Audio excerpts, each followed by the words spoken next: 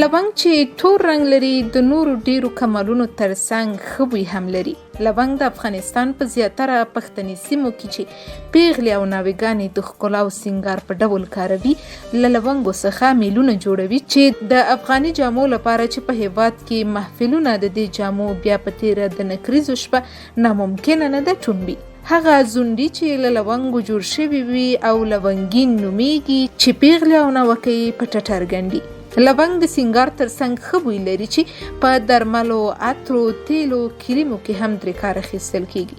روغتیایي ګټې: د شکرې ناروغۍ مخه نیسي، د مخ پوستکی صفا کوي، د ستوني درد کموي، وینه پاکوي، سردردي او د غاښونو درد له منځه وړي. په عام ډول د خولې د پاکوالي لپاره کارول کیږي. د وینې جریان چټکوي. د زکام او ستوني پړسوب په مخنیوي کې د پام وړ رول لري. د پزې د بندیدو مخنیوی کوي. کوم وګړي چې استما او دوامداره ټوخی لري د هغوی لپاره هم ښه دی. لونګ زړه او ځیګر دواړه پیاوړي کوي. که له تودو اوبو سره وڅښل شي د سترګو د لید لپاره هم ګټور تمامېدای شي.